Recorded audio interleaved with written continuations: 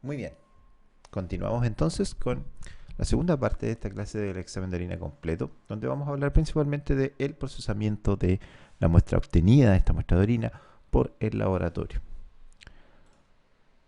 Lo primero que tenemos que decir es que el análisis se divide en tres pasos principales. La primera parte del examen de orina completo corresponde a un examen físico, donde se evalúan elementos como el aspecto, el color y la presencia de algunos elementos de forma general.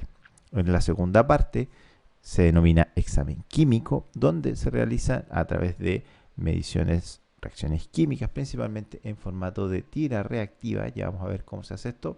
Elementos como proteínas, glucosa, leucocitos o el pH que tiene la orina. En el examen microscópico, también denominado sedimento urinario, se observan los elementos formes de la orina. El análisis de esta forma permite la valoración detallada y de forma profunda del estado no solamente renal, sino que también de otros sistemas, con un espécimen que es de fácil recolección y con una mínima invasividad en la mayoría de los casos. Entonces, partiendo por el análisis físico, lo primero que se evalúa es el color de la orina. El color de la orina, que puede ser bastante variable dentro de su normalidad, pero que va a tener también algunas correlaciones fisiopatológicas con respecto a las diferentes coloraciones que podemos encontrar en la orina. El color natural, el color normal de la orina es un color amarillo, ¿no es cierto? Un amarillo pálido, también denominado un ámbar claro, ya, porque es muy parecido a ese cristal, pero en general se espera un color amarillo. Puede ser casi incolora, ya, por consumo reciente de fluidos o también por sobrehidratación, y que es bastante común de encontrar en muestras aleatorias. El color amarillo pálido puede estar dado en la poliuria, también en la diabetes insípida, donde se pierde gran cantidad de agua, ¿cierto? Aumenta el volumen de la orina en 24 horas.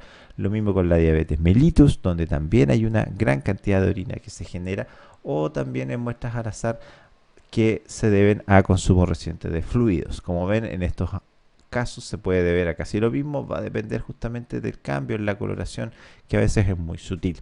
El amarillo oscuro generalmente se debe a un espécimen concentrado y tiene que ver también con el estado de hidratación. Por lo tanto, es bastante común de encontrarlas después de un ejercicio extenuante o correspondiente a la primera orina de las mañanas. Y las orinas ya de color más oscuro, de color ámbar oscuro, por deshidratación, debido a fiebres o quemaduras, puede encontrar un color más, por así decir, más amarillento, más potente de la orina. Es importante decir que el mejor así visualizador del estado de hidratación, a pesar de lo que se cree que es la sed, ¿no es cierto? La sed no es un buen elemento en el cual basarse el consumo de agua. En general, uno no debería sentir sed, ¿ya?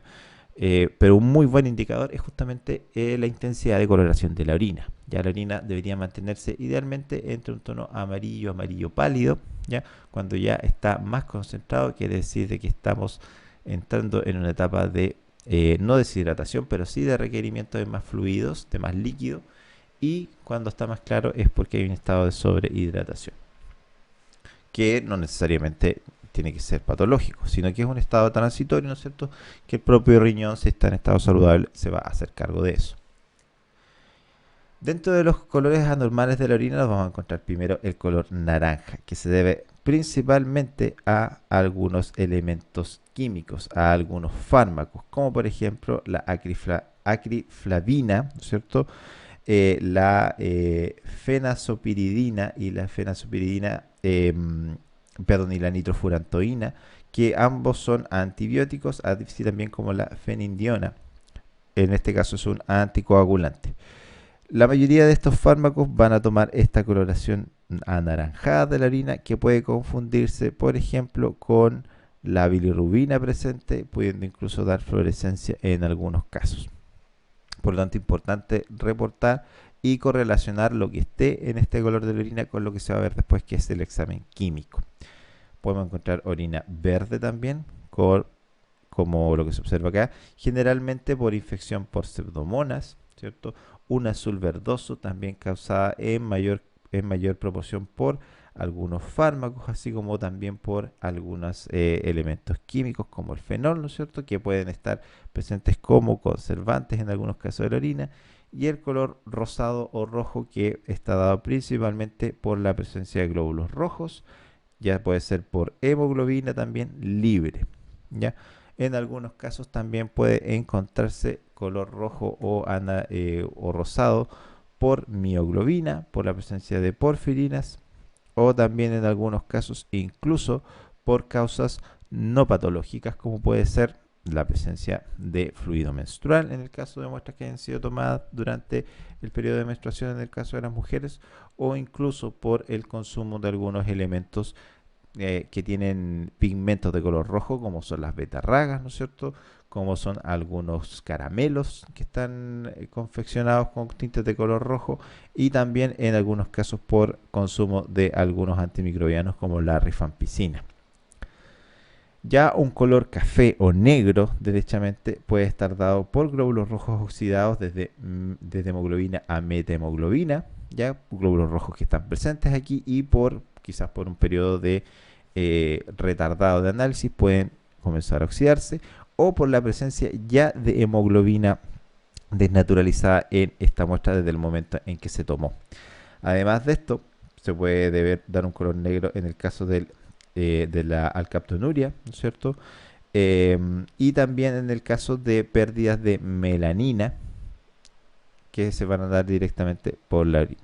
También con algunos derivados del fenol, con metildopa o levodopa, que se utiliza como antidepresivo, o con metronidazol, que también se utiliza para las parasitosis intestinales, pueden tender a oscurecer la orina. También en algunos casos vamos a encontrar orina café cuando tengamos presencia de bilirrubina en altas cantidades. De hecho, ahí consideramos, ¿no es cierto?, que una de las causas principales de obtención de orina de color café, incluso negro, es justamente la presencia de bilirrubina en la orina. En cuanto al aspecto, vamos a encontrar principalmente claridad o turbidez, ¿sí? Eso van a ser principalmente las dos formas de definir el aspecto, como claro o turbio. Cuando tenemos orinas turbias, ya las orinas claras obviamente son los que se esperan dentro de lo normal, pero las orinas turbias pueden ser por turbidez no patológica o patológica. En el caso de la turbidez no patológica es cuando aumenta la celularidad por células epiteliales, ya principalmente por descamación, mucus también, que es un elemento bastante frecuente en la orina, particularmente en mujeres. En hombres también se encuentra, pero con menor proporción. Como dato, ya la presencia de mucus en algunos casos nos puede ayudar a detectar orinas que no fueron tomadas con técnicas de recolección limpia, ya, o sea, orinas que corresponden a orinas de primer chorro. ¿Por qué? Porque mucho de este mucus también proviene de las vías urinarias bajas y por lo tanto puede aparecer con mayor frecuencia en aquellas muestras que son tomadas de primer chorro, o sea, en donde el primer chorro se recolecta y no se elimina directamente en la taza del baño. Así que puede ser un indicador de que la muestra no estuvo bien tomada, pero también va a aparecer en algunos casos, aun cuando la muestra sea tomada de segundo chorro. Así que no es un indicador, digamos, que cuando veamos mucus necesitemos pedir nueva muestra, ya, sino que cuando encontremos mucho mucus y eso haga imposible la visualización microscópica, aun cuando tratemos esa muestra, recién ahí, ¿no es cierto?, vamos a pedir una nueva muestra, ya, no antes. Siempre vamos a intentar trabajar con lo que tenemos. También aparece turbidez en muestras refrigeradas, ya que aumenta la densidad específica, aumenta la gravedad específica por precipitación de elementos cristalizables, ¿no es cierto?, como los fosfatos, como los carbonatos y también como los oxalatos, principalmente de calcio. También por mantención inadecuada, cuando se mantiene las orinas sin refrigerar, se comienzan a multiplicar los microorganismos que pueden estar presentes en la orina, también generando turbidez. En esos casos, esos microorganismos pueden ser de la flora bacteriana normal, por lo tanto no representan necesariamente patología, no representan una infección. Por eso que se habla de turbidez no patológica. Además puede estar turbio por la presencia de semen, contaminación fecal o por medios de contraste radiológico en el caso de pacientes que hayan recientemente sido sometidos a un examen radiológico, así como también la presencia de talco o de cremas vaginales. El talco es bastante frecuente encontrarlo en muestras de recién nacidos o de bebés, ¿no es cierto?, de hasta 6 meses o un año. El semen es especialmente... se va a encontrar sobre todo en el caso de los varones cuando exista eyaculación retrógrada. La eyaculación retrógrada es un caso donde el líquido seminal, en vez de pasar directamente a la uretra, pasa a la vejiga y por lo tanto finalmente se deposita en este lugar. ¿Ya? Es una causa bastante frecuente de infertilidad masculina, ya infertilidad leve, porque en esos casos se puede tratar, ¿no es cierto? Pero en muchos casos también cuando se realiza análisis de líquido seminal, cuando se hace la evaluación justamente de la fertilidad de la pareja, uno de los elementos que se hace cuando hay imposibilidad de concebir es justamente el análisis de orina en hombres para evaluar si efectivamente existe eyaculación retrógrada y presencia de semen en la orina. En el caso de las mujeres, el líquido seminal o los espermatozoides directamente pueden aparecer después de una relación sexual, pero aquí también hay un tema importantísimo, que es que cuando encontremos presencia ya sea de líquido seminal o de espermatozoides directamente, cuando observemos el microscopio en la orina de una mujer, ¿ya? La mayoría de las veces no se va a informar, ya se informa como, o si se va a informar como un contaminante, porque no tiene, digamos, una importancia patente en lo que es alguna patología, pero sí puede tener implicancias legales, ¿ya? Sobre todo cuando se encuentren espermatozoides en la orina de una mujer que tenga menos de 18 años, ¿ya? Cuando se encuentren con eso, inmediatamente llamen a su superior, y si ustedes son el superior, consulten los protocolos porque puede ser eventualmente un caso de abuso sexual, ¿ya? Y por lo tanto eso ya tiene implicancias delictivas e implicancias legales. Ahí hay que seguir los protocolos, ¿no es cierto?, que tenga cada centro. En caso de no tenerlos, obviamente hay que generarlos, dar aviso a quien corresponda. En el caso de la turbidez patológica, vamos a encontrar también por aumento en la celularidad principalmente, ¿ya? Pero esta vez de leucocitos, glóbulos rojos y o bacterias que puedan estar causando, por ejemplo, algún desorden, ya sea por la aparición de muchos leucocitos debido a una infección del tracto urinario o la aparición de glóbulos rojos debido a algún daño a nivel renal. También podemos encontrar cantidades anormales de células epiteliales, generalmente no escamosas. Las células escamosas van a ser las que están en las paredes de las vías urinarias más bajas, ¿ya? Mientras que hay otras células que no son escamosas, no se denominan escamosas por la forma que tienen, células tubulares renales o células del epitelio de transición, que pueden aparecer con mayor cantidad y en esos casos sí generalmente se deben a una causa patológica, así como también la aparición de levaduras en gran cantidad o de cristales anormalmente elevados, o también de los cristales que vamos a denominar como cristales patológicos. Vamos a ver que también hay cristales que se consideran patológicos y otros que se consideran no patológicos. El aroma es un elemento que es más orientativo. Hoy en día ya no se informa, en la antigüedad se informaba, pero hoy en día se toma como un elemento más orientativo que otra cosa.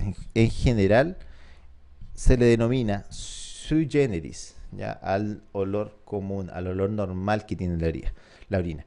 ¿Qué significa sui generis? Significa propiamente tal, o sea, un aroma que es propio de la orina. Es difícil describirlo al compararlo con cualquier cosa, ¿ya? Es olor a orina, normal, ¿ya? Pero sí podemos encontrar olores, aromas que nos pueden indicar la presencia de una condición anormal, ¿ya? Por ejemplo, cuando tengamos un olor pestilente, amoniacal, ya que este es un olor muy fuerte, penetrante, similar al de la carne en descomposición, ¿ya? En estos casos se va a deber principalmente a descomposición bacteriana de los elementos de la orina. Hay un olor también que es bastante común, no común, pero sí bastante decidor, por así decir, que es el olor a pescado podrido, ¿ya? Y que se da en una infección específica del tracto genitourinario, que es la infección por Gardnerella vaginalis o Gardnerella vaginalis, que es un olor bastante penetrante, muy característico. Si alguna vez se lo encuentran en la práctica clínica, se van a acordar porque es muy característico y muy fuerte también. Tenemos también, pueden ser olores ligeramente afrutados o dulces, que pueden estar dados también por infección del tracto urinario, ¿ya? El olor a jarabe de arce, que es aquí, a mí me da un poco de risa esto, porque el jarabe de arce aquí llegó hace muy poco ya a nuestro país. Es una especie de miel vegetal que se utiliza bastante, sobre todo en los países del hemisferio norte, y que se debe a principalmente cuerpos cetónicos presentes en la orina. Por lo tanto, lo vamos a encontrar en casos de diabetes, en casos de inanición prolongada, ya, o cuando haya pérdida también de fluidos, como en el caso de los vómitos. De hecho, hay una patología que se denomina enfermedad de la orina con olor a jarabe de arce. Ese es su nombre. Lo interesante sería saber con certeza cuál es el olor al jarabe de arce. Pero bueno, para que se hagan una idea, es un olor más o menos afrutado, un aroma dulzón, que es bastante típico de la acetona. Ya también podemos encontrar un olor similar en las personas diabéticas, en el aliento de las personas diabéticas, sobre todo en diabéticos insulinodependientes, también en personas que han tenido un ayuno de más de 24 horas. Ya es un poco más frecuente encontrar ese tipo de aroma en su aliento, que se debe también a la presencia de cetonas. Ya recordemos que los cuerpos cetónicos y las cetonas son elementos volátiles, por lo tanto tienden a aparecer tanto en la orina, ¿no es cierto? Principalmente se eliminan a través de la orina, pero también se tienden a perder a través del aliento. Ya, por lo tanto, tienen esas características. Es difícil de explicar sin tener el patrón comparativo, pero es más o menos eso.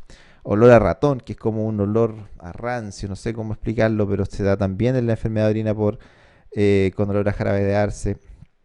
El olor a rancio presente en la fenicetonuria, olor a pies sudorosos, que se describe así tal cual en la tirosinemia, olor a repollo en la acidemia isovalérica y el olor a cloro comercial, a el hipoclorito, ¿no es cierto?, en la mala absorción de metionina. Todo esto que está acá está tomado de uno o varios textos, se lo van a encontrar así tal cual.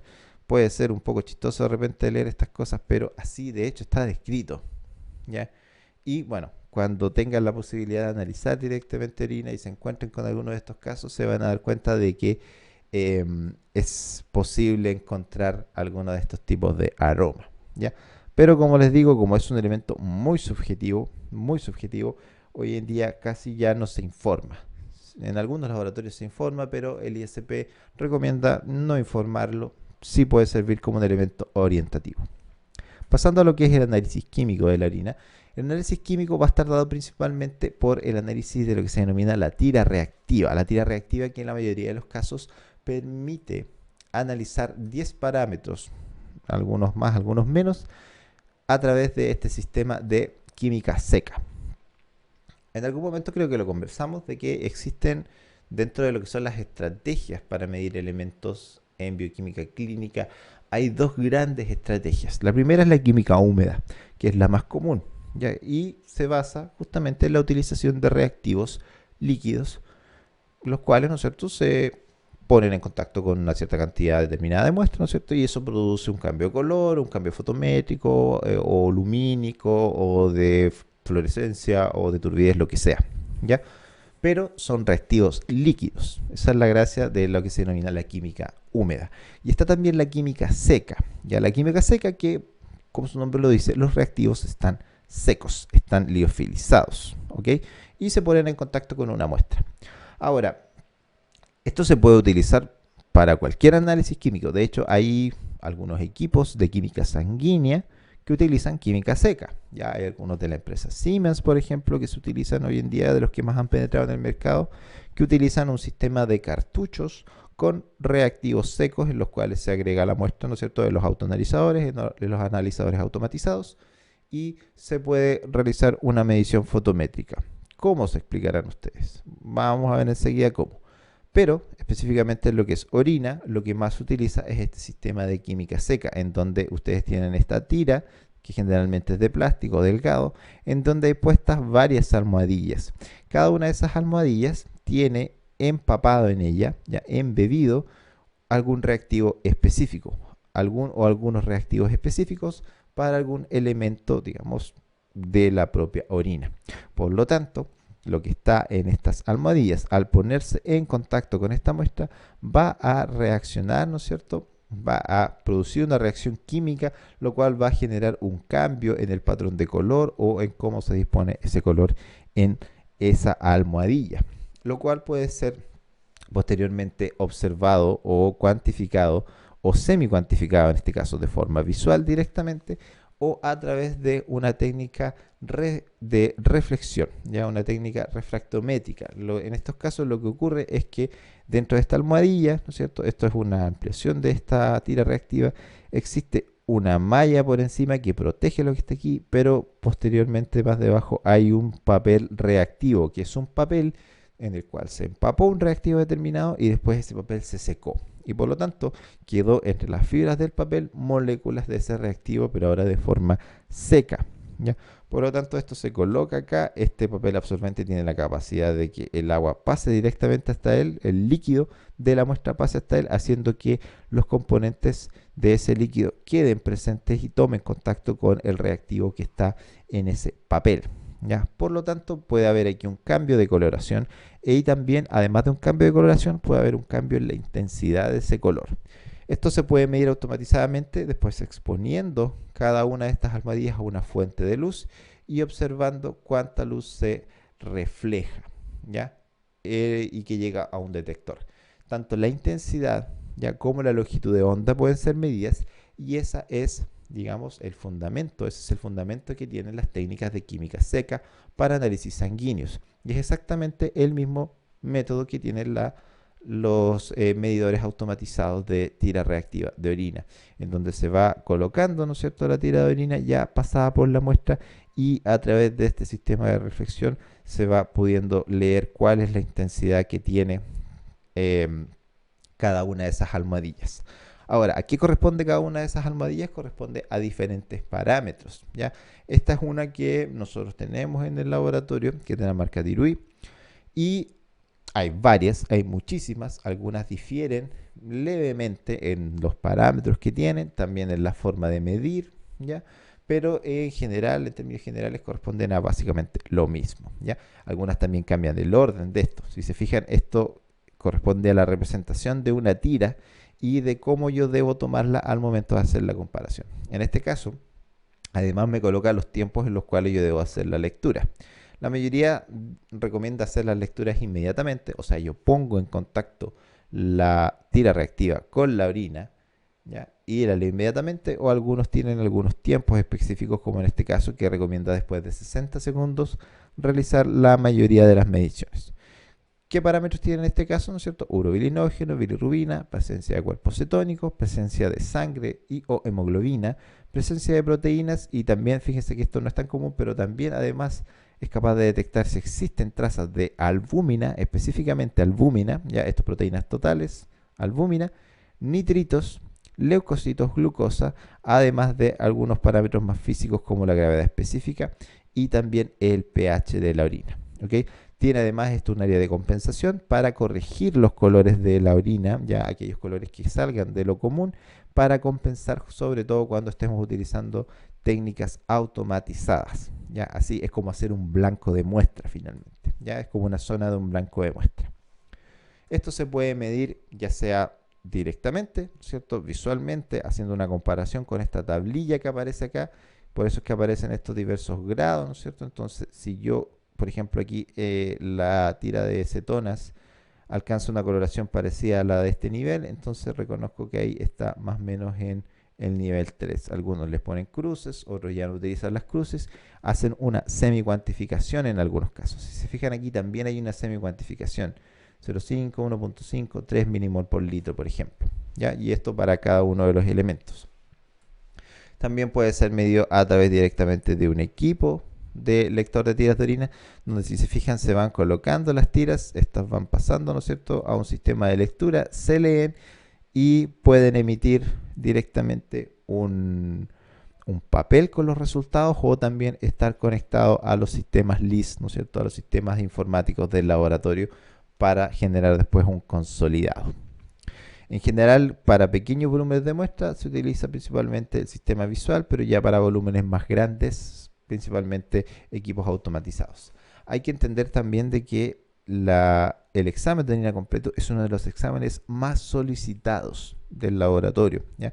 Dentro de los más solicitados va a estar el examen de glicemia en ayunas, el hemograma y el examen de orina completo. Con esos tres exámenes, ustedes van a tener cerca del 90% de todas las prestaciones que hace el laboratorio clínico. En promedio, obviamente puede ser variable, pero son de las que más se piden, ¿ya? Como les decía, en el caso de la lectura automatizada es por una técnica de reflectancia. Yo les había dicho refractancia, me equivoqué, es reflectancia, ya ve la reflexión, en donde hay una fuente lumínica generalmente asociada a lámparas halógenas o LED, de LED blanca, ¿no es cierto?, de luz blanca, que lo que hacen es reflejar la luz que choca con cada una de estas almohadillas y la cual puede ser detectada por un detector. Yendo a los parámetros específicos, el primero es el pH. Generalmente las tiras tienen una sensibilidad de 5 a 9 de pH. En este caso es una de las consideraciones escurrir bastante bien la tira de orina para evitar contaminación del reactivo con el área de las proteínas, porque las proteínas, vamos a ver que tienen algunas consideraciones ahí con respecto a la técnica en sí, que hacen un poquito más difícil su interpretación. Por eso que se recomienda, tanto si se está haciendo lectura directamente visual o instrumental de la tira reactiva, posterior al momento de introducir la orina, o sea, la tira en la orina, pasar el borde, ¿ya?, por el lado de la tira reactiva, ponerlo en contacto con un papel absorbente, a fin de que el exceso de líquido sea retirado y así se evita también la contaminación cruzada de reactivos, porque tienen que pensar de que una vez que se empapa cada una de estas almohadillas y queda un exceso, puede que este exceso conecte dos zonas, dos almohadillas diferentes, pudiendo hacer que los reactivos se intercambien y produciendo unos resultados alterados.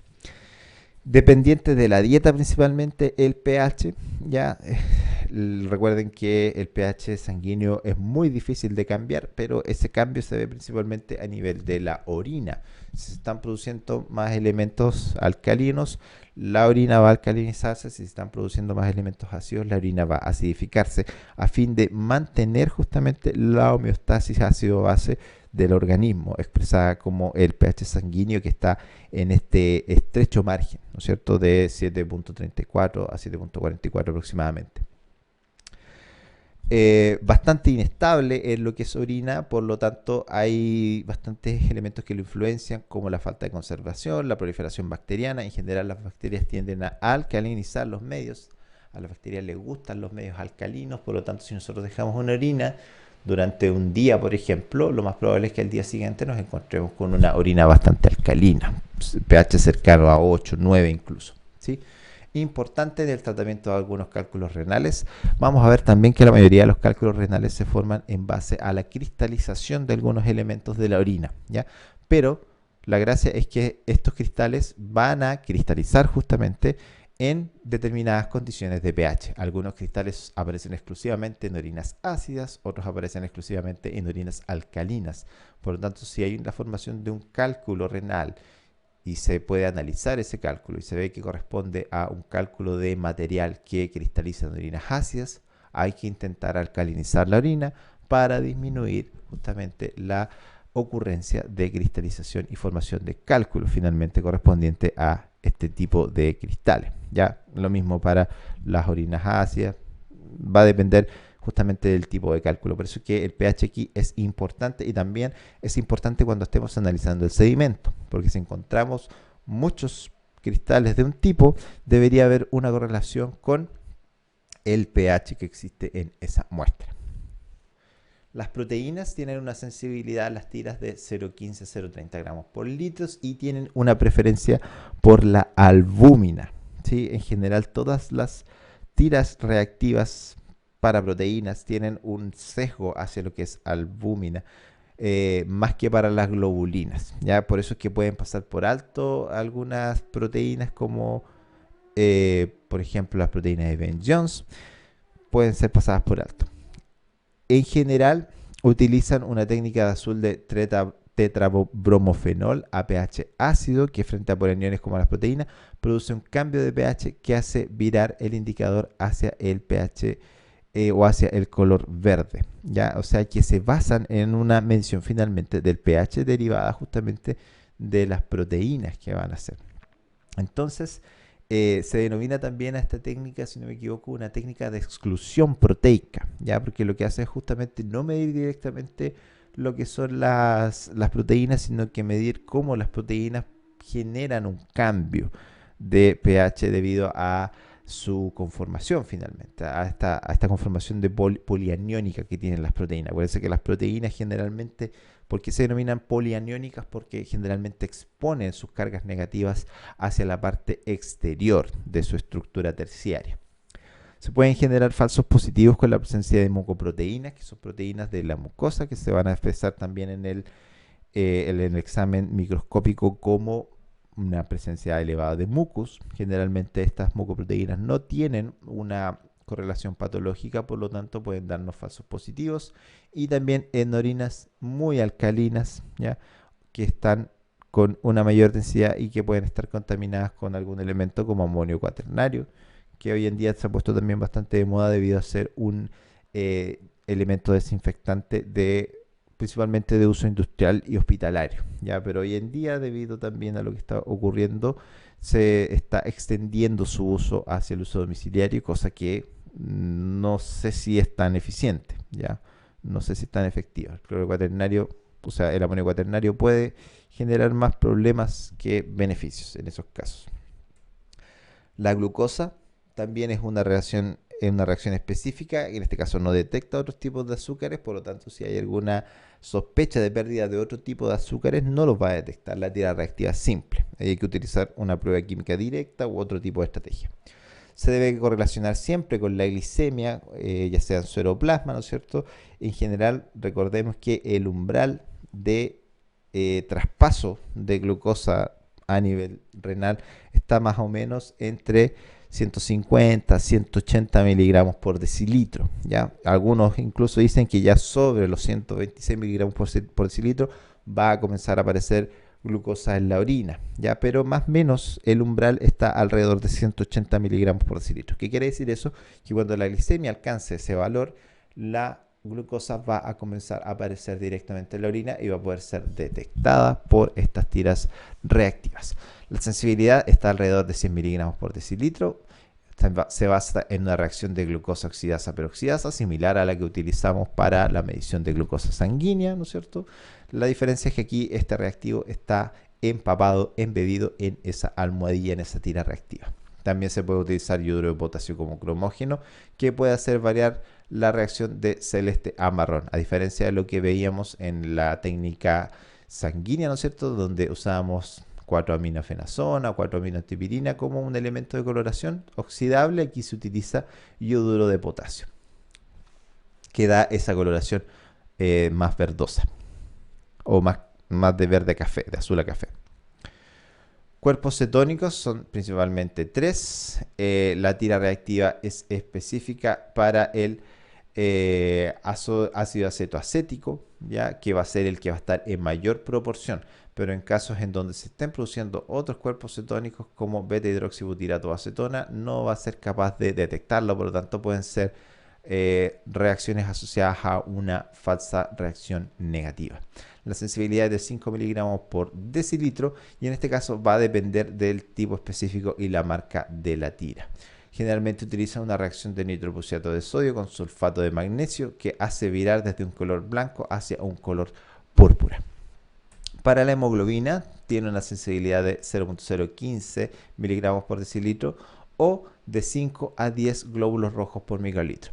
En el caso de la tira de hemoglobina, aquí es importante porque podemos encontrar dos tipos de patrones. Vamos a encontrar un patrón homogéneo de un color verdoso que vira de un amarillo a un color verdoso la tira reactiva cuando exista presencia de hemoglobina libre, ¿ya? Por destrucción de glóbulos rojos o presencia de otros elementos como mioglobina, por ejemplo, que pueden estar libres, ¿ya? De forma disuelta en la orina. En el caso de que hayan glóbulos rojos que estén todavía íntegros, vamos a encontrar un patrón punteado, ya ese color verdoso lo vamos a encontrar como puntitos verdes en la tira reactiva de orina. A veces es difícil de hacer estas diferencias, por lo tanto aquí también hay que correlacionarlo bastante bien con el sedimento urinario, pero es importante hacer esa relación. Si yo encuentro hemoglobina positiva, es probable ya que en la tira, en el examen microscópico, perdón,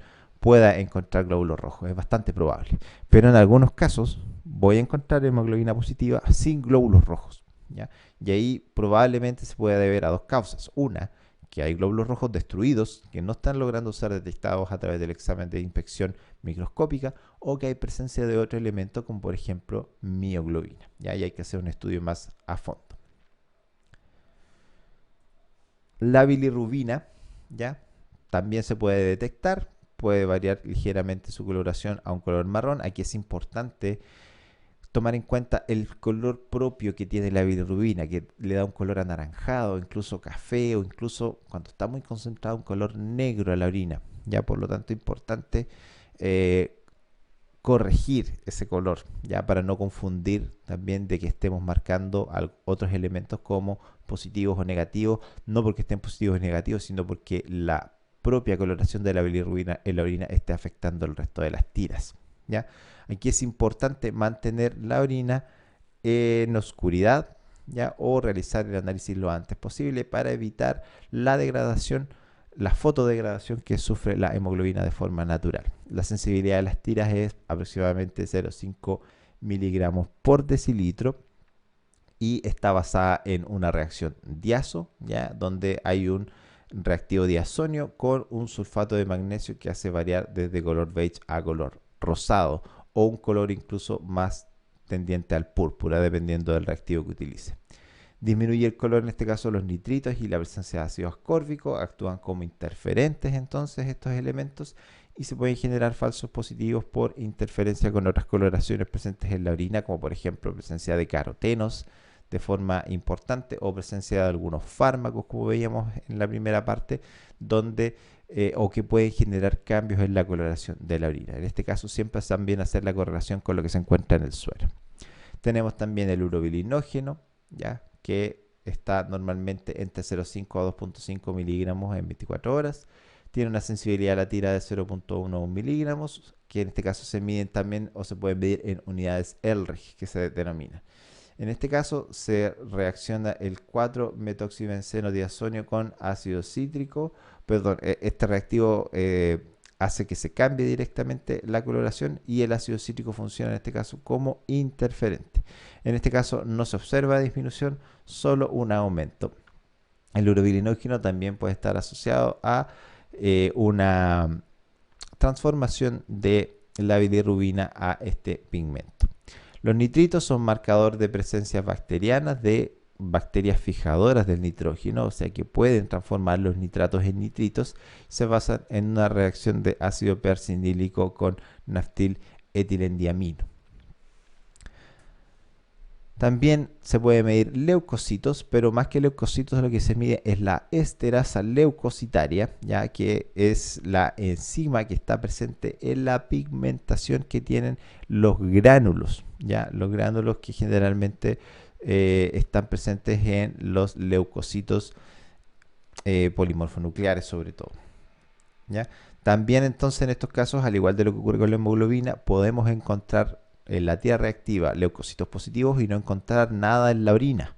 En esos casos ya hay que justamente también considerar la posibilidad de que se esté generando destrucción de estas células, haciendo que la esterasa leucocitaria quede disuelta en la orina. Por lo tanto se obtiene una tira positiva, una reacción de la tira positiva, pero sin la capacidad de detectar estos elementos en el examen microscópico. También puede dar positivo en caso de infección con parásitos, como las tricomonas vaginalis, ¿no es cierto? Y también en el caso de los eosinófilos, que pueden dar falsos positivos. Y en este caso la técnica se basa en la reacción de un esterpirazol aminoácido más una sal de diazonio, que va a hacer variar desde un color ligeramente beige, ¿no es cierto?, hasta un color púrpura violeta. La densidad corresponde finalmente a un parámetro físico, pero también se puede determinar directamente en la tira reactiva correspondiente a análisis químico. Está principalmente dado por la ingesta de líquidos, ¿no es cierto?, y la deshidratación, así como la generación de elementos químicos que van a pasar directamente a la orina, haciendo que aumente o disminuya su densidad. ¿Ya? Por eso también se le llama gravedad específica. ¿Sí? En este caso, un valor mayor a 1.040 indica presencias anormalmente elevadas de, por ejemplo, algunos solutos como glucosa o proteínas. Pueden disminuir en diabetes insípida, hiperfunción adrenal, en todos aquellos casos donde haya un mayor paso de agua hacia la orina. ¿Ya? Pasando ahora a lo que es el análisis de sedimento urinario. El objetivo es principalmente identificar y descartar materiales insolubles presentes en la orina. Para el análisis de sedimento urinario necesitamos, ¿no es cierto?, entonces poder analizar todo lo que son los elementos formes de la orina. Los elementos formes van a ser todos aquellos elementos correspondientes a células, parásitos, cristales, cilindros y otros elementos que sean de hallazgo probable en la orina. En este caso, tanto la sangre, el riñón y elementos del tracto urinario inferior, así como la contaminación externa, van a aportar elementos formes a la orina, pudiendo encontrar glóbulos rojos, blancos, células epiteliales, cilindros, bacterias, levaduras, parásitos, mocos, contaminantes como por ejemplo almidón proveniente del talco, por ejemplo, parásitos incluso, generalmente se puede encontrar en el caso de enterobiasis, se pueden encontrar enterobios vermiculares también, o huevos de algunos parásitos, sobre todo cuando hay presencia de enteroparásitos y contaminación fecal de la orina. Es la parte menos estandarizada y la que más cuesta ya realizar, porque también depende mucho, obviamente, de un parámetro subjetivo, que es la observación directa por un operador. Por eso es que aquí es tan importante la expertise del operador. Hoy en día también existen estrategias automatizadas para el estudio del sedimento urinario, ¿ya? Así como también existen estrategias automatizadas para lo que es el examen microscópico de el frotis sanguíneo, por ejemplo, en donde hay algunos equipos que pueden ir viendo qué tipo de célula existe, ¿ya? Y en qué proporción. También se han aplicado esas estrategias para el análisis de sedimento urinario. Hoy en día existe la posibilidad de hacer análisis automatizados de sedimento urinario, pero todavía es bastante costoso. Ya son elementos que han llegado a nuestro país, pero todavía lo han hecho a muy baja escala. Por lo tanto, en la mayoría de los laboratorios clínicos todavía esto se va a realizar de forma manual, de forma visual. Muy importante aquí seguir las recomendaciones del ISP. El Instituto de Salud Pública tiene un boletín con recomendaciones para la realización del sedimento urinario, que también se los voy a dejar en plataforma. Lo primero es la preparación de la muestra, que las muestras deben ser primero examinadas al fresco, y los elementos formes, principalmente glóbulos rojos, cilindros y los glóbulos blancos, tienden a desintegrarse rápido, por lo tanto deben ser realizados este análisis también de forma rápida, ojalá dentro de esas 2 horas que decíamos al inicio. Si no es posible, refrigerar, pero siempre en el momento del análisis llevar a temperatura ambiente a fin de evitar contaminación, o más que contaminación, de evitar que elementos que precipitan en la orina refrigerada puedan interferir en la visualización, ¿sí? Posteriormente, la orina se centrifuga a velocidad baja, ¿ya? Por 5 minutos, en velocidades que pueden ser de 400 G, ¿ya? O 1800 RPM por minuto aproximadamente, no más que eso. A diferencia de lo que ocurre en la sangre, ¿ya? Cuando nosotros estamos centrifugando sangre, lo que queremos es separar, dejar la parte líquida libre de cualquier elemento celular, ¿no es cierto?, para después separar suero o plasma. En este caso lo que queremos es que los elementos precipiten en el fondo de un tubo, pero sin que se destruyan, ¿ya? Obviamente para después poder identificarlos y observarlos.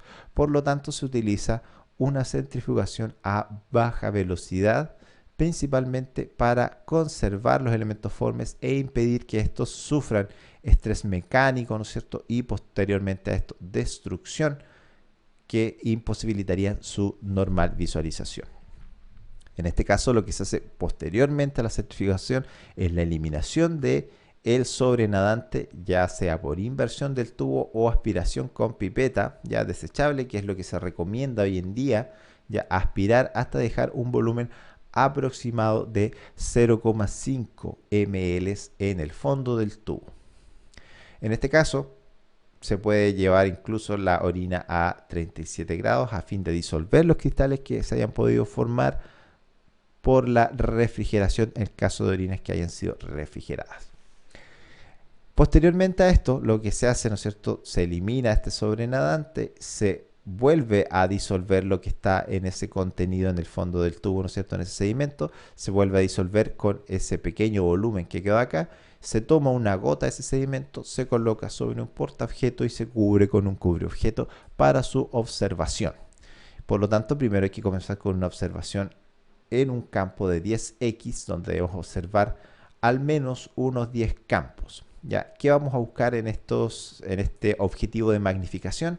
Elementos mayores, más grandes, como cilindros y la composición general de los elementos. Aquí, por ejemplo, podemos encontrar un cilindro que, bueno, posteriormente lo van a ver mejor, pero ahí se puede observar.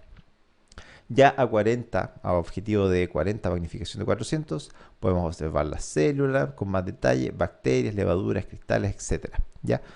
Aquí es el mismo campo, si se fijan ahí está, sigue estando nuestro cilindro, ¿ya? Pero ahora está con magnificación de 40 por. La orina es un análisis al fresco, ¿ya? Y como cualquier análisis al fresco, no vamos a utilizar nunca objetivo de 100, objetivo húmedo, objetivo con aceite de inmersión, ¿ya?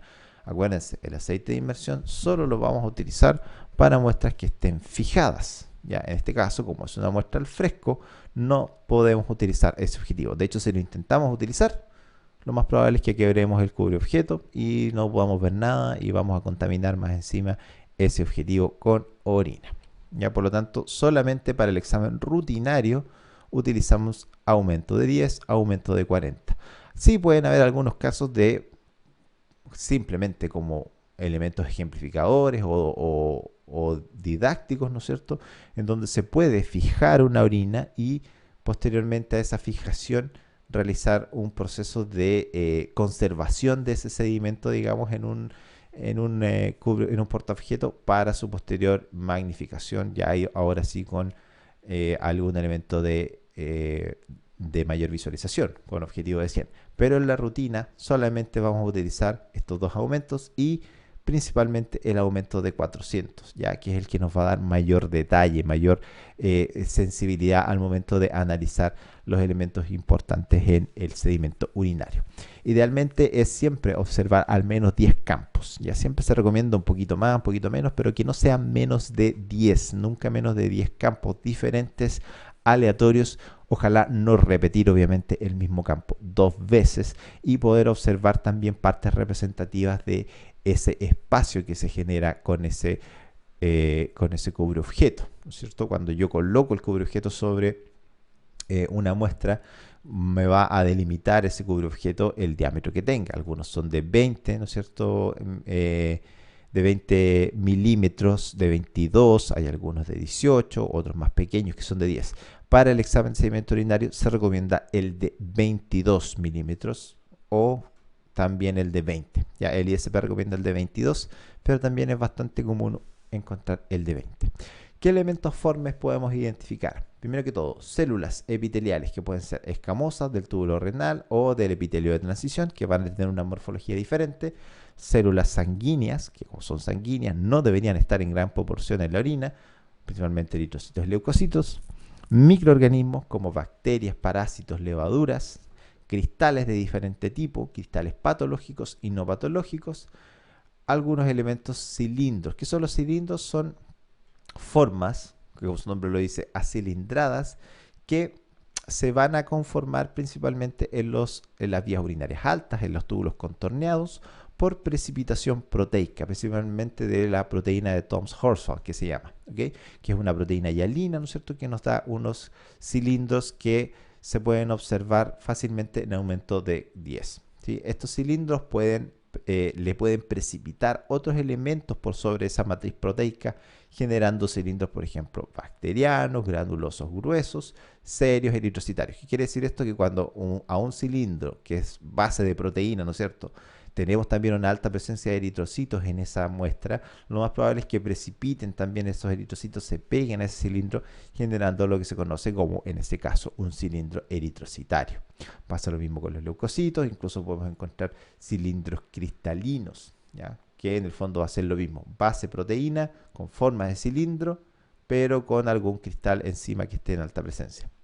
También podemos encontrar otros elementos contaminantes, mucus, espermatozoides, o también contaminantes fecales en algunos casos también, o derivados de contaminantes exógenos. Ya habíamos mencionado, el talco es un contaminante bastante frecuente, ya que se puede encontrar de forma cristalizada en la orina. Importantísimo tener siempre la correlación entre el examen químico y el examen de sedimento urinario, ¿ya? Acordarse de que, por ejemplo, la presencia de glóbulos rojos nos va a dar un color rojo y por lo tanto en la tira reactiva deberíamos tener una tira positiva para sangre, ¿ya? También con los glóbulos blancos, con las bacterias, ¿no es cierto? Observar la turbidez en el examen físico, el cambio en el pH, generalmente un pH más alto, más alcalino, con la presencia de nitritos positivos, con la presencia de leucocitos positivos en el caso de que sea una infección activa, ¿no es cierto? Por lo tanto, también tenemos que correlacionarlo con lo que observemos en el sedimento urinario. Los cristales que observemos en el sedimento también correlacionarlos con el pH. Ya vamos a ver los cristales, pero hay algunos que aparecen en orinas ácidas, como les decía, y otros en orinas alcalinas. Por lo tanto, cuando tengamos confusión entre alguno que se parezca, pero no sepamos qué es, ir a la tira reactiva, ver cuál es el pH para que nos ayude a determinar finalmente qué tipo de cristal puede ser. De los constituyentes del sedimento vamos a tener los glóbulos rojos, que pueden estar en diferente conformación. Pueden ser discos lisos, no nucleados, bicóncavos, pero pueden estar también en forma más condensada. Esto sobre todo cuando está comenzando, ¿no es cierto?, a degradarse ese glóbulo rojo. También pueden estar de esta forma. No sé si se alcanza a observar, pero se puede ver la forma bicóncava y tiene como unos puntitos. Esos puntitos son elementos, digamos, de espigulación de la membrana porque son eritrocitos que están siendo crenados, ¿ya?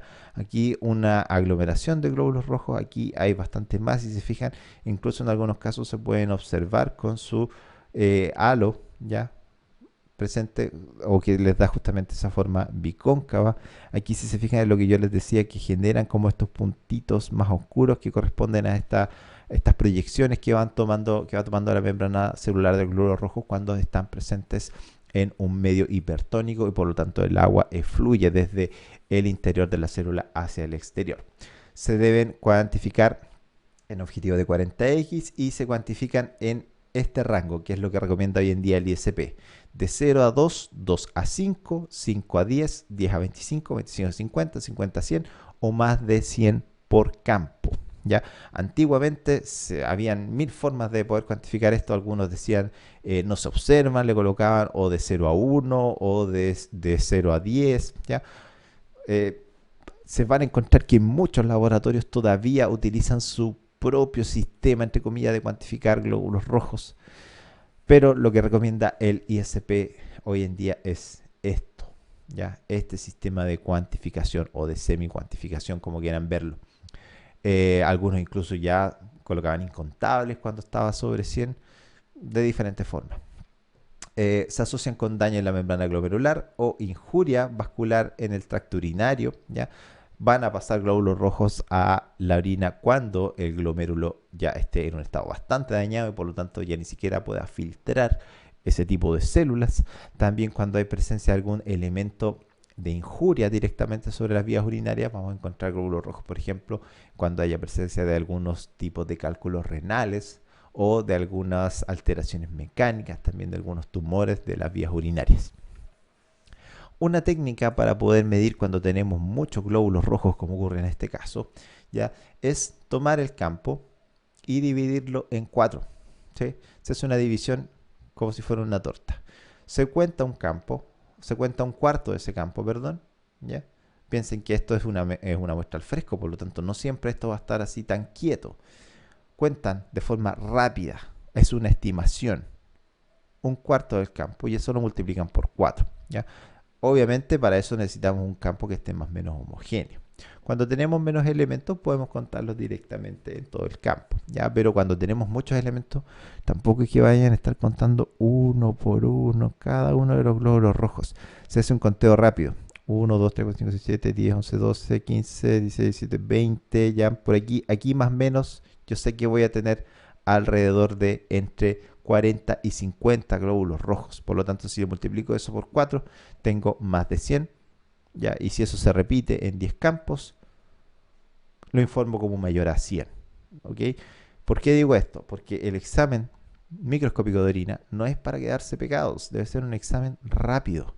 Las orinas que llegan al laboratorio son muchísimas. Estamos hablando de un laboratorio de mediana complejidad, entre 50 hasta 250 orinas diarias, ¿ya?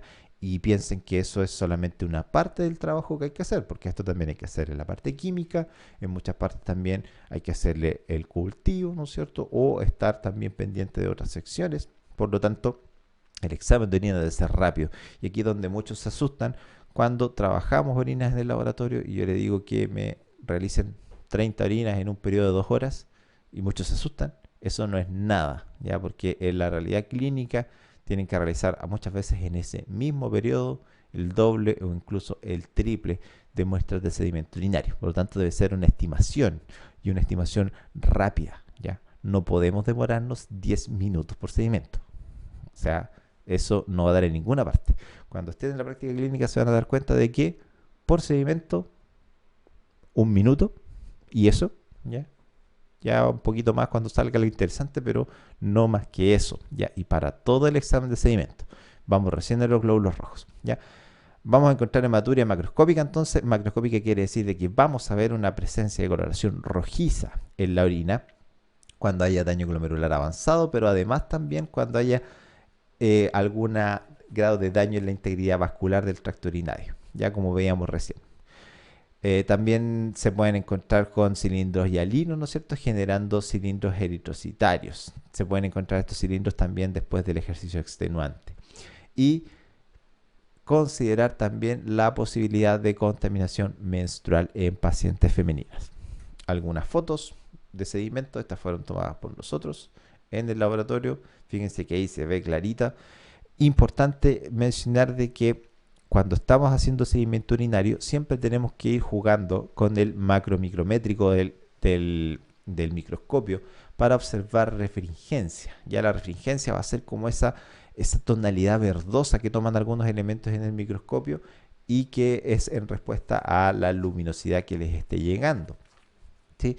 Es como el color vidrioso también, algunos lo describen. Entonces, siempre jugar con el macromicrométrico para observar esa refringencia leve, ya que el caso de los glóbulos rojos tienen una refringencia leve, a diferencia de los cristales. Hay cristales que van a ser redonditos, muy parecidos a estos, incluso del mismo tamaño, pero que son muchísimo más refringentes. Es como el vidrio del fondo de una botella, por ejemplo, que es bastante más refringente, bastante más brillante, por así decirlo.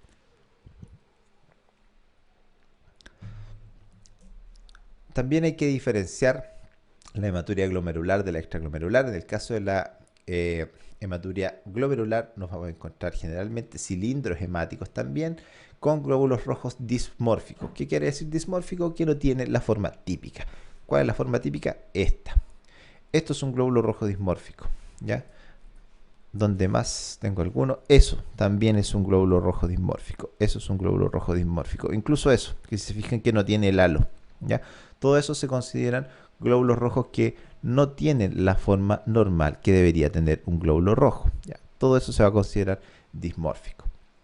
En el caso también de la hematuria glomerular, la proteinuria puede estar positiva o negativa, sin presencia de coágulos, con un color rojo café. ¿Por qué rojo café? Porque aquí también nos vamos a ir encontrando algunos elementos de carboxihemoglobina o incluso de bilirrubina ya presentes que le pueden dar esa tonalidad más café, sin presencia de dolor. Ya en el caso de las patologías glomerulares, es uno de los grandes problemas que tienen, son asintomáticas en su mayoría y por lo tanto no hay dolor de la vía urinaria ni tampoco dolor renal. En el caso de la hematuria extraglomerular, generalmente no se hallan cilindros hemáticos, ya que acuérdense, los cilindros se forman muy cercanos al glomérulo, se forman a nivel de los túbulos contorneados proximales y ya distales con menor frecuencia, pero muy cercano al glomérulo. Ya, por lo tanto, en la extraglomerular no vamos a encontrar tantos cilindros, la morfología va a ser más uniforme porque los glóbulos rojos, al no someterse a tanto estrés, tienden a mantener su forma con proteinuria generalmente negativa y pudiendo tener presencia de coágulos y con un color rojo o rosado, ya no café. Dolor puede estar presente, sobre todo en el caso de que se esté ocurriendo alguna injuria de las vías renales asociadas, como puede ser, por ejemplo, a una cistitis, a alguna infección, o a la presencia de algún coágulo, perdón, de algún cálculo renal o de alguna otra masa ocupante que pueda estar produciendo que se pasen glóbulos rojos directamente a la orina. Los leucocitos son de mayor tamaño que los glóbulos rojos. Aquí no es tan buena esta foto, pero vamos a ver glóbulos rojos aquí. Todo esto que está aquí, todos estos blancos son leucocitos. Esto que está aquí son células epiteliales, ¿ya? Pero esto que se ve acá son leucocitos. Lamentablemente no se ve, creo que a simple vista, ningún glóbulo rojo. Y lo que está detrás son bacterias, ¿ya? Y algunos cristales también amorfos que están sedimentando. Y justamente los vamos a encontrar en forma de granulocitos, ¿ya? O sea, normalmente son neutrófilos que pasan a la orina en respuesta a una infección, ¿ya? Van a tener más o menos un tamaño entre un 20 a un 40% más grande que un glóbulo rojo, ¿ya? O sea, son ligeramente más grandes, tampoco que sean tan grandes, pero se pueden diferenciar. Se miden también con objetivo 40, se revisan también descampos y se cuantifican idéntico que los glóbulos rojos, o sea, de 0 a 2, 2 a 5, 5 a 10, etcétera, etcétera. ¿Ok? Eso también recomendación del ISP. Vamos a definir leucocitos también como la presencia de piuria. ¿Qué quiere decir eso? Cuando existe con número anormal de leucocitos posterior a una infección del tracto urinario superior o inferior con glomerulonefritis aguda, por ejemplo. Y ahí vamos a encontrar ya los leucocitos en forma de piocitos, que son leucocitos activos que tienen granulación también altamente refringente. Aquí también recuerden siempre jugar con el macromicrométrico para observar esa refringencia. ¿Ya? Se van a encontrar en cantidades aumentadas en casi todas las enfermedades renales, pero ahí para diferenciar un poco siempre tenemos que observar la presencia o ausencia de bacterias y también la presencia o ausencia de esta forma activada, ¿ya? En las otras enfermedades renales los vamos a encontrar como leucocitos simples, ¿no es cierto? Sin tanta granulación tóxica y con un menor tamaño incluso. Pueden provenir de cualquier parte de las vías urinarias y cuando su origen es renal también pueden estar asociados a proteinuria, por lo tanto también observar la tira reactiva. Pero su elevación más frecuente es por infección de las proteínas de las vías urinarias, perdón, y en este caso la proteinuria va a ser leve, ¿ya? Esa proteinuria se va a deber simplemente a proteínas generadas ya sea por las propias bacterias, por las propias células presentes o por células del epitelio. Aquí podemos observar, fíjense, varios, aquí está lleno de hecho este campo, ya más de 50 probablemente, menos de 100 de leucocitos que están en esta forma. El resto, como les decía, son bacterias, probablemente se trata de una infección activa. La mayoría de ellos están, fíjense, en su forma activada, tienen gránulos. Otros están ya de forma menos activa.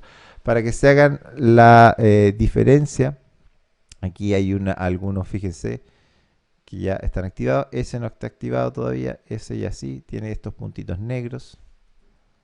Lo mismo acá, ¿ya? O también se pueden observar de esta forma. Aquí pongo esta foto para que hagan la diferencia con un glóbulo rojo. Ya fíjense que es de menor tamaño. Aquí también hay glóbulos rojos dismórficos. Esos que se ven más cafecitos, obviamente se ven más café por la presencia de la hemoglobina. Cuando los leucocitos se asocian, y hay bastantes piocitos, ¿no es cierto? Y además estos se aglomeran, como lo podemos ver acá, hablamos de una placa de pus. Esto generalmente también se informa como un elemento anexo al examen de orina. Cuando ustedes están haciendo sedimento urinario, se deben, o un examen de orina completa, se debe informar el aspecto, ¿ya? O sea, el color y el aspecto general, ¿no es cierto? El examen físico, el examen químico, los 9, 10 u 11 parámetros que tenga la tira reactiva dependiendo de la marca y el tipo de tira que estén utilizando. y además de eso el sedimento. Y en el sedimento hay 4 parámetros básicos que el ISP recomienda que siempre deben estar, independiente de que no encontremos, ¿sí? Deben estar los glóbulos rojos. Si no pillamos ningún glóbulo rojo, ¿ya? Nosotros no podemos asumir de que no hay, porque acuérdense que estamos viendo una parte nomás de la muestra, ¿ya? Por lo tanto, se utiliza la cuantificación más baja, o sea, de 0 a 2 por campo, ¿sí? Aunque no encontremos ninguno, colocamos de 0 a 2 por campo. Lo mismo con los leucocitos, ¿ya? El no se observa para glóbulos rojos y para leucocitos no se recomienda utilizar por el ISP, ¿ok? 0 a 2 por campo, lo mínimo. Obviamente, si observamos más, vamos cuantificando de acuerdo a lo que estemos observando. Entonces, tenemos ya 2 parámetros. Glóbulos rojos, leucocitos, deben ir en el informe. Esto según el ISP. Tercer parámetro, células epiteliales. Ya las células epiteliales las vamos a ver enseguida. Siempre deben también informarse, al igual que las bacterias. ¿Ya? Esos 4 parámetros, glóbulos rojos, glóbulos blancos, células epiteliales y bacterias, el ISP recomienda que siempre estén. ¿Qué pasa si no tenemos células epiteliales? No detectamos o no detectamos bacterias. Ahí sí podemos colocar no se observa, ¿ya? Y en el caso de células epiteliales y bacterias, las vamos a semi-cuantificar con conceptos estimativos. El ISP recomienda no se observa, muy escaso, escaso, abundante y muy abundante. O sea, 5 niveles, desde 0 hasta muy abundante. 0 no se observa, ¿ya? De esa forma se deberían informar, obviamente de acuerdo a lo que se encuentre, tanto células epiteliales como bacterias. ¿Ya? Hablando justamente de las células epiteliales, vamos a ver que están presentes pueden estar de forma normal en el sedimento urinario. Eso es lo primero que hay que decir. Y vamos a encontrar principalmente este tipo de células que son células escamosas, que si se fijan aquí están agrupadas. Quizás no se observa muy bien, pero son células que tienen esta forma porque son células planas que incluso pueden estar plegadas sobre sí mismas. Tienen un núcleo excéntrico, generalmente redondo o más ovalado, y también un citoplasma irregular. Aquí se puede observar una un poco mejor, ¿no es cierto? Está solita, una célula epitelial con bastante citoplasma, núcleo ovalado y la presencia de un citoplasma bastante irregular. A diferencia de lo que ocurre con las células epiteliales de transición, que tienen esta forma, ¿no es cierto?, un poco más ovalada, son más pequeñas también. Esto está más o menos tomado en el mismo campo de 40X. Si se fijan, los núcleos son prácticamente del mismo tamaño, por lo tanto son células que comparativamente en tamaño corresponden y que incluso pueden tomar esta forma como más caudada, como que tienen como una colita, ¿ya? Y están las células del epitelio renal, ¿ya? Que son células redondas u ovaladas con núcleo redondo de forma excéntrica. Ahí está el núcleo, ¿ya? Que tienen esta forma y también son bastante más sencillas de identificar. Si se fijan aquí, los bordes son casi muy difíciles de ver, a diferencia de los bordes bien definidos de las células renales y de los epitelios de transición, ¿sí?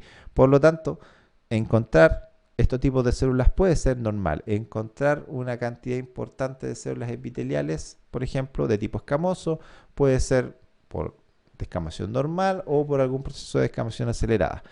Encontrar una o dos células del epitelio de transición o del epitelio renal, ya tampoco tiene una correlación patológica, pero cuando ya encontramos una mayor cantidad, también deben ser informadas. Entonces, ¿cómo lo informarían? Células epiteliales, por ejemplo, abundantes, y debajo de eso una notita, se observa una cantidad abundante de células del epitelio renal. ¿Ok? Si son células escamosas, también se puede colocar, sobre todo cuando sean abundantes. ¿Ya? Hay abundante cantidad de células escamosas. ¿Por qué? Para que el clínico, al momento de observar el informe del sedimento urinario, pueda diferenciar qué tipo de célula está. Porque no es lo mismo que haya una alta cantidad de células escamosas que una alta cantidad de células del epitelio renal. ¿Ya? Tienen implicancias patológicas diferentes. Por lo tanto, no solamente iba a ser importante esa semi-cuantificación, sino que además también poder discernir qué tipo de célula está. Esto aplica sobre todo cuando tenemos cantidades desde moderadas a altas de células, ¿sí? Entonces, vamos a encontrar esos 3 tipos de células. Va a depender justamente del tipo de patología que haya. Ojo que también las células epiteliales, sobre todo escamosas, las vamos a encontrar en mayor cantidad en muestras que hayan sido mal tomadas, o sea, muestras que no son de segundo chorro. O sea que cuando observemos gran cantidad de mucus con una gran cantidad de células epiteliales escamosas, lo más probable es que esa muestra no fue bien recolectada. Y ahí de nuevo tenemos que ponderar, justamente. ¿Se puede realizar el análisis de forma sencilla? Si se puede realizar, se realiza. Quizás se coloca una nota, ¿no es cierto?, abajo que dice que se observó una gran cantidad de contaminantes, ¿ya? O en el caso de que sea imposible la realización correcta del análisis, se debe solicitar una nueva muestra. Ojo sí con las nuevas muestras, ya, la solicitud de muestra nueva tiene que ser algo criterioso. No se puede andar pidiendo nueva muestra todo el rato que al tecnólogo se le ocurra, ya. Acuérdense, beneficio del paciente, siempre, primero. Por lo tanto, aunque sea una muestra no invasiva, siempre tenemos que pensar de que solicitar una nueva muestra va a representar una incomodidad para un paciente. Porque para algunos puede parecer súper fácil obtener una muestra de orina, pero no para todos los pacientes es igual de sencillo. Algunos pacientes tienen dificultades, algunos tienen dificultades sociales, ¿no es cierto? Viven lejos, o les cuesta llegar, o no pueden llegar todos los días al consultorio, al laboratorio, al hospital, donde sea. Por lo tanto, ojo con el tema de pedir nueva muestra a diestra y siniestra, ¿ya? Debe ser un elemento de criterio, ¿sí? De criterio. Cuando realmente sea necesario, se va a solicitar. Cuando se pueda hacer un análisis, aunque sea más difícil para uno, se hace. Obviamente, siempre y cuando se asegure que los resultados van a ser fiables. Además, volviendo a las células epiteliales, ojo con las células epiteliales escamosas que estén cubiertas con bacterias, como se observa aquí, ¿ya? Porque se puede tratar de una infección por Gardnerella vaginalis o Gardnerella vaginalis, ¿sí? Que, como ya les decía, es una enfermedad de transmisión sexual que nos da ese olor característico de pescado podrido en la orina, ¿no es cierto? Muy, muy, muy característico, muy penetrante, y en donde también se puede realizar un diagnóstico presuntivo con la presencia de este tipo de células que se denominan células clave, ¿ya? Las células clave van a ser células epiteliales escamosas, donde haya presencia de bacterias, pero estas bacterias van a estar asociadas específicamente al exterior de la membrana celular y al interior de la membrana celular, o sea, van a estar como concentradas en la zona de la membrana celular. No las vamos a encontrar libres en el citoplasma, sino que van a estar pegaditas en la pared, tanto adentro como afuera, ¿ya? En ese caso, muchas de estas bacterias también están cubiertas, están cubriendo la célula, y hay que tener ojo, porque muchas veces en estos casos de infección por Gardnerella nos vamos a encontrar que las bacterias libres que van a estar dando vuelta acá van a ser muy pocas, ¿ya? Y se puede cometer el error de, al momento de semi-cuantificar, de informar las bacterias, se coloca como células escasas con células epiteliales moderadas, por ejemplo.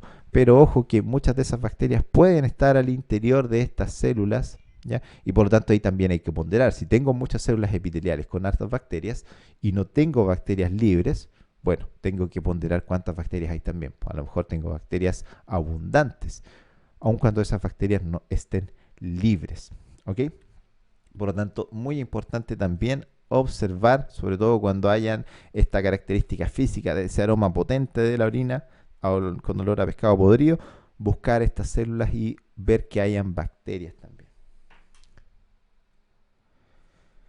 También ojo con las cantidades aumentadas de células endoteliales tubulares, o sea, estas células más redonditas que les mostraba recién, ¿no es cierto? Porque pueden indicar necrosis de los túbulos renales con posibilidad de afectar la función renal global. Así que, como les decía, si se encuentran grandes cantidades de ese tipo de células, también deben ser informadas con una especificación de que esas son notas, de que esas son células de ese tipo, ¿ok? Diferentes tipos de células, epiteliales planas, fíjense, o también llamadas escamosas, con magnificación de 10x, ya algunas del epitelio tubular, fíjense, más redondas o ovaladas, núcleo generalmente excéntrico, ya fíjense que el tamaño también es mucho más pequeño, estamos hablando de 400x, esta está a 10, ya, y algunas células de transición que pueden tener esta forma y pueden tomar esa forma caudada también. Los cilindros, se forman cilindros urinarios en el túbulo conternado distal o en el túbulo colector, ¿ya? Yo ahí creo que les había dicho proximal, me equivoqué, es en el contorneado distal y en el túbulo colector. Y En el túbulo proximal y el asa de Henle en general no se forman cilindros. Están conformados por una proteína que se llama Tom Horsfall, que es secretada de forma tubular. O sea, son proteínas que no vienen desde el plasma, no son de origen plasmático, no pasan a través del glomérulo, sino que son secretadas a nivel tubular.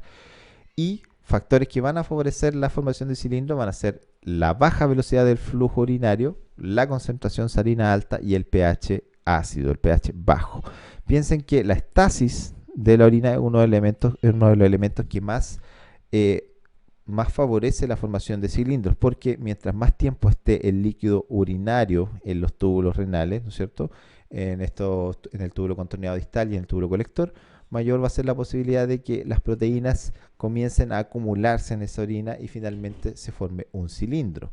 De hecho, los cilindros urinarios tienen esa forma de cilindro porque toman la conformación del túbulo en el cual se formaron. Ya, por eso son cilindros, ¿sí? Porque toman el diámetro, ¿no es cierto?, que tiene ese túbulo finalmente.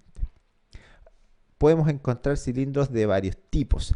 El cilindro básico, por así decir, se le va a llamar cilindro hialino, que bueno, lo podemos encontrar acá, no sé si se alcanza a ver, pero aquí hay uno un poco más claro, que es un cilindro justamente más claro, más difícil hallazgo, porque muchas veces se confunde con el fondo del tubo, o sea, con el fondo del campo. Aquí hay que tener consideraciones también para buscar cilindro. Cuando nosotros estemos viendo el sedimento urinario, lo vamos a hacer generalmente con el obturador más tendiente a estar cerrado, ¿ya? Y con baja luminosidad. A diferencia de lo que siempre se les enseña en hematología, que tenemos que tener el obturador abierto, ¿no es cierto? Y con el máximo posible de luz. Claro, en el caso del aumento de 100, que es el que se utiliza generalmente para el frotis sanguíneo, donde se necesita de mucha luz para poder, ¿no es cierto?, lograr una definición correcta, aquí no es tanta la luz que necesitamos. Incluso cuando nosotros utilizamos demasiada luz y bajo contraste, esto quiere decir que tenemos el obturador abierto, ya, o el condensador abierto también, vamos a perder resolución. Por lo tanto, podemos pasar por alto alguno de los elementos formes del sedimento urinario. La recomendación siempre trabajar con luminosidad media a baja, con el obturador cerrado, ¿no es cierto? O también con el diafragma tendiente a estar más cerrado. Con eso van a obtener mejor definición. Pueden ir jugando también con la apertura y el cierre del diafragma. Pueden ir jugando con el macromicrométrico, específicamente con el micrométrico en este caso, para ir observando la refringencia. Piensen siempre también que las muestras al fresco me queda un espacio tridimensional entre el cubreobjeto y el portaobjeto. Por lo tanto, yo voy a tener algunos elementos que van a estar más cercanos al portaobjeto y otros elementos que van a estar más cercanos al cubreobjeto. Por lo tanto, algunos solo los voy a poder visualizar de forma correcta cuando vaya moviendo el micrométrico. ¿Ya? Por lo tanto, voy observando un campo, muevo el micrométrico, observo que hay en ese espacio tridimensional, ¿no es cierto?, que queda de orina entre el portaobjeto y el cubreobjeto, ya a fin de hacer una visualización correcta. El resto de los cilindros se basan en cilindros hialinos, ¿sí? Pero a los cuales se les van o bien se van degradando, generando cilindros granulares, ¿ya? Son cilindros ya más toscos, más de fácil identificación. Aquí hay un granular fino, aquí hay un granular grueso, de hecho, ¿ya?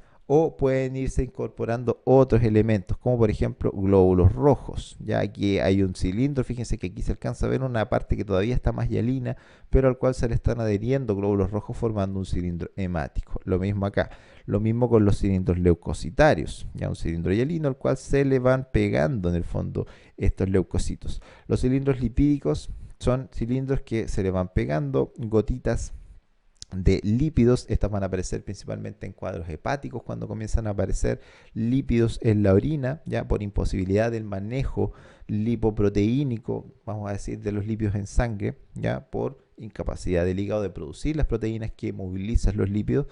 Y también en enfermedad renal crónica. En enfermedad renal crónica también hay un problema ahí asociado con el hígado. Acuérdense de que cuando se comienza a perder mucha proteína en la enfermedad renal crónica, el hígado intenta compensar generando más albúmina, pero mucha de esa albúmina se va perdiendo por la orina y además también se van perdiendo proteínas asociadas a lipoproteínas, ¿ya? Y esto genera además que no se puedan manejar de forma correcta los lípidos, haciendo que incluso puedan aparecer en la orina. Esto que está aquí, bueno, no se alcanza a ver muy bien. ya van a encontrar, les vamos a dejar un trabajo con respecto a eso, respecto a los cilindros también, donde hay otro tipo de cilindros que son los cilindros serios, que son cilindros que también son bastante característicos. Lamentablemente no puse ninguna foto aquí, pero se van a encontrar con algunas de estas en sobre todo el manual. Sí, el manual de laboratorio, ahí van a tener algunas otras imágenes respectivas a los cilindros y también más información en general al examen de orina. Bacterias, también podemos encontrar bacterias que normalmente no están en la orina, o sea, la orina, como les decía, es estéril, pero nos vamos a encontrar bacterias de forma normal que puedan pertenecer al tracto genitourinario inferior, ¿ya? Por lo tanto, cuando encontremos bacterias con leucocitos, eso va a ser diagnóstico de algún proceso infeccioso de las vías urinarias. Cuando tengamos bacterias sin leucocitos, puede ser que haya una muestra mal tomada, o sea que haya contaminación bacteriana de los conductos urinarios bajos, ¿ya? O sea, de la uretra principalmente. Pensemos que la orina de segundo chorro es principalmente para que ese primer chorro nos ayude a limpiar todos esos elementos que pueden estar acumulados en las vías urinarias bajas, llámese mucus, llámese bacterias, llámese células epiteliales que ya están descamadas. Por lo tanto, con ese primer chorro de orina que se elimina, esos elementos, por así decir, también se limpian desde los conductos, ¿ya? Por lo tanto, la presencia de bacterias sin leucocitos puede darnos lugar a pensar de que hay una muestra mal tomada. También pueden aparecer en muestras que están mal conservadas, muestras que han sido tomadas y las que se han analizado con un tiempo posterior a las 2 horas después de la toma de muestra, o en muestras en donde haya habido alguna destrucción de los leucocitos. Así que ahí también tenemos que mirar la tira reactiva por si la reacción de esterasa leucocitaria es positiva, ya que si encontramos una reacción de esterasa leucocitaria positiva con bacterias positivas en el sedimento, pero sin la presencia de leucocitos visibles, puede ser sugestivo de que hay una infección urinaria, pero los leucocitos se están destruyendo. Las bacterias las vamos a encontrar de esta forma. Ya en este caso no vale la pena decir si son bacilos o cocos. Simplemente se informan como bacterias, ¿ya? Generalmente cuando hay síntomas de infección urinaria, las muestras de orina generalmente también solicitan un urocultivo, ¿ya? Por lo tanto, ahí es donde se va a determinar qué tipo de bacteria es. Pero lo que se debe informar es en qué nivel están. Acuérdense que se van a semi-cuantificar como no se observan, escasa, muy escasa, abundante o muy abundante. En este caso sería una cantidad abundante de bacterias, incluso tirando por muy abundante, porque hay algunos casos donde hay incluso más. Fíjense que aquí incluso hay muchos más. Las bacterias las vamos a ver como elementos muy pequeños, altamente refringentes. Por lo tanto, cuando juguemos con el macro-micrométrico nos vamos a encontrar con esos niveles altos de refringencia, ¿no es cierto?, en estas bacterias. Para que se hagan una idea, esto que está aquí es un glóbulo rojo. Fíjense el tamaño que tiene ese glóbulo rojo con respecto a las bacterias que están acá. Esto que está aquí es un leucocito, ya, para que se hagan también una idea. Fíjense esa bacteria, esos leucocitos, ¿ok? Tenemos que sacarnos igual aquí un poquito lo que vemos en hematología. Aquí no vamos a ver exactamente igual las células a como las vemos en hematología. Acuérdense que la orina no es un medio ideal para que las células sanguíneas estén presentes, por lo tanto no las vamos a ver con la misma morfología. Vamos a ver los glóbulos blancos un poco más pequeños, muy común también encontrar los glóbulos rojos dismórficos, ¿ok? Pero para que se hagan una idea justamente de la comparación de tamaños que puede haber entre un elemento y otro, las bacterias van a ser los elementos más pequeños que vamos a encontrar. Podemos encontrar también otros microorganismos como levaduras, que van a aparecer como estructuras ovales o redondeadas, pequeñas, muy densas y muy refractantes, ¿ya? Que pueden o no contener brotes, o sea, como yemaciones, que son típicas de estos microorganismos. En infecciones graves pueden aparecer con formas miceliales ramificadas denominadas pseudohifas. Esto tomada de los hongos filamentosos. Las levaduras son hongos, ¿ok? Los hongos filamentosos forman hifas. ¿Qué quiere decir eso? Que forman elementos ramificados septados, completamente septados. A diferencia, lo que hacen las levaduras es generar elementos similares, ramificados, pero pseudoseptados. ¿Qué quiere decir eso? Que no están completamente separados y por eso se denominan pseudohifas. ¿Ok? En algunos casos las levaduras se pueden confundir con glóbulos rojos dismórficos. La principal levadura que se va a encontrar va a ser de la especie de Cándida, especialmente Cándida albicans, que se van a ver principalmente en pacientes inmunodeprimidos, en pacientes con monoliasis vaginal y sobre todo también en pacientes diabéticos. Ojo, que aquí hay que tener en consideración, si encontramos la forma, digamos, planctónica, ya, de la célula, o sea, simplemente la célula sin yemaciones, sin la formación de pseudohifas, o si encontramos pseudohifas, ya que las pseudohifas son patognomónicas. ¿Qué quiere decir eso? Las levaduras van a estar formando parte de la flora normal del tracto urinario, ¿ya? Por lo tanto, podemos encontrar levaduras escasas y no necesariamente que haya una infección por levaduras. Pero cuando encontramos estas estructuras ramificadas, eso nos marca que existe efectivamente una infección patológica con levaduras. Por lo tanto, generalmente en estos casos también vamos a encontrar glóbulos blancos en el sedimento urinario. Aquí tenemos, por ejemplo, levaduras, fíjense, toman esta forma, ya aquí esta ya está aceptándose para conformar lo que se denomina aquí ya una pseudohifa. Ya estas son fotos tomadas de Atlas, estas son fotos que nosotros tomamos en el laboratorio. Fíjense que pueden tomar esa forma ovalada, aquí está al lado de un glóbulo blanco, si se fijan. Pueden tomar también estas formas ligeramente ya más ovaladas. Aquí esto simplemente está hecho con una foto con una diferencia del micrométrico para que vean que es muy refringente, más así como brillante cuando se mueve el micrométrico, mucho más que un glóbulo rojo, si tienen esa confusión que a veces se puede dar, ¿no es cierto? Y aquí también una levadura que, fíjense, está yemando para ya conformar lo que se denomina una pseudohifa, ya que corresponde a estas especies de ramificaciones. Las pseudohifas, esto está observado en aumento de 40. Las podemos observar también en aumento de 10. Cuando haya sospecha de una infección por levaduras, pueden observar de forma un poco más rápida todo el espacio del cubreobjeto en aumento de 10 y ver si existen conformaciones que son como pelos, ya que hayan como pelitos así puestos en el campo. Cuando observen ese tipo de estructuras, pasan al aumento de 40 y si observan estas estructuras así septadas, son pseudohifas y las informan como tales. ¿Okay? Importante, las levaduras se informan de la misma forma que las células epiteliales y las bacterias, ya como no se observa en el caso de que estén presentes. ¿Ya? Si están siguiendo el protocolo del ISP, el ISP acuérdense que nos dice 4 elementos mínimos, el resto pueden ser opcionales, ¿ya? Por lo tanto, si no encuentran, nos informan simplemente, pero si en el laboratorio en el que están trabajando aparece como un elemento que siempre debe informarse y no observan ninguna levadura, le colocan no se observa. Ya se encuentran escasas, muy escasas, abundantes, muy abundantes, dependiendo del laboratorio. Algunos laboratorios también utilizan un término intermedio que es moderado, ya que está entre escaso y abundante. Ya, eso va a depender de cada laboratorio, pero es importante que si encuentran pseudohifas también, debajo de, no sé, encontramos moderada o abundante cantidad de levaduras, una nota abajo se observa moderada cantidad de pseudohifas, ¿ya? O de formas ramificadas.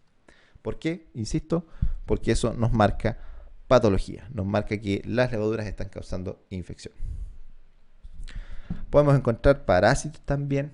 El más común va a ser el protozoo Trichomona vaginalis en forma de trofozoito, el cual lo vamos a encontrar de forma flagelada, esférica, muchas veces móvil, ¿sí?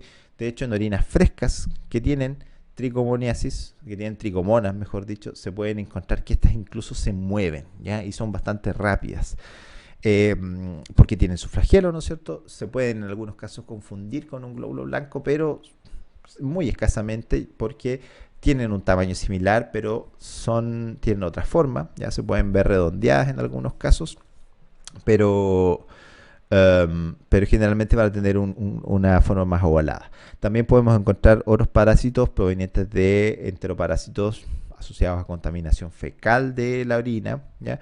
Y en donde los más comunes van a ser los huevos de enterobius vermiculares.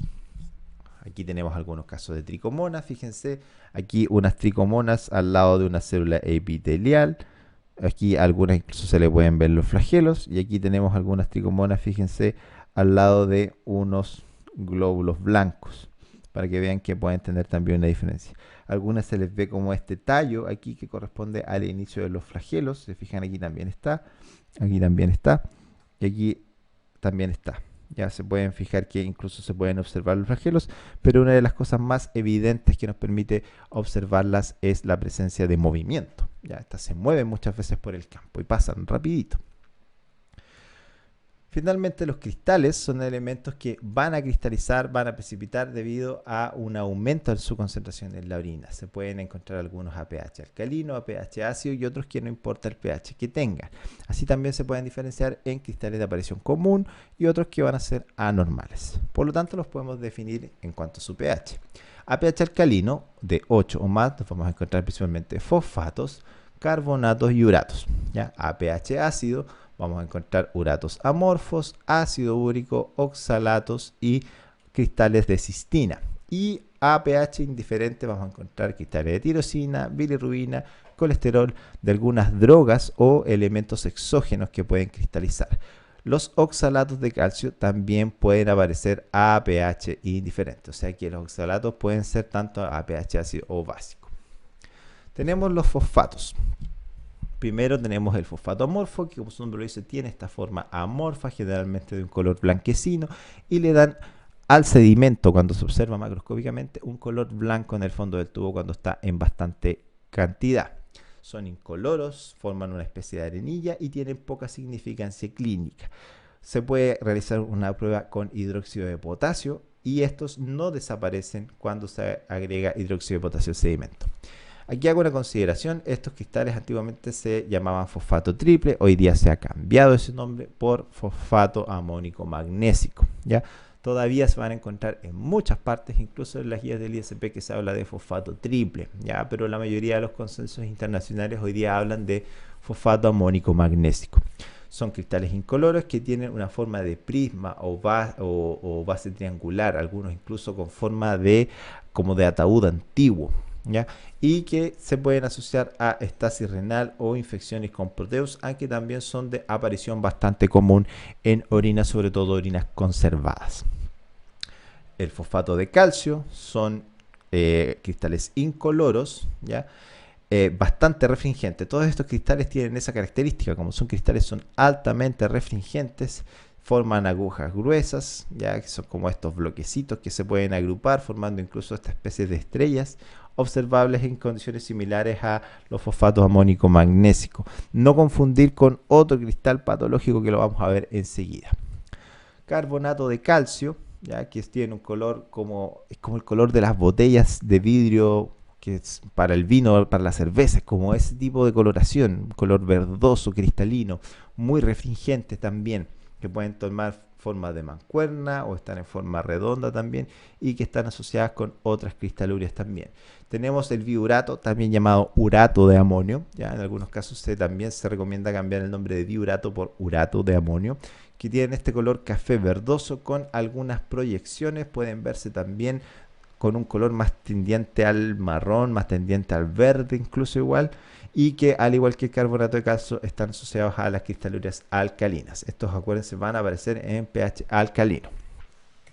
A pH ácido tenemos los uratos amorfos y el ácido úrico, los uratos amorfos similares a los fosfatos, pero de un color como un color ladrillo, un color marrón, amarillento. De hecho, si los vemos al sedimento, vemos macroscópicamente el tubo con el sedimento, vamos a encontrar que si hay alta cantidad de uratos amorfos, en el fondo del tubo ese polvillo, esa arenilla que se puede observar va a ser de un color rosado, a diferencia del fosfato que era de color blanco, ¿sí?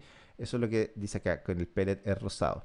Y estos sí se eliminan al usar hidróxido de potasio sobre el sedimento. O sea que si están confundidos entre si son fosfatos, si son uratos amorfos, una gotita de hidróxido de potasio.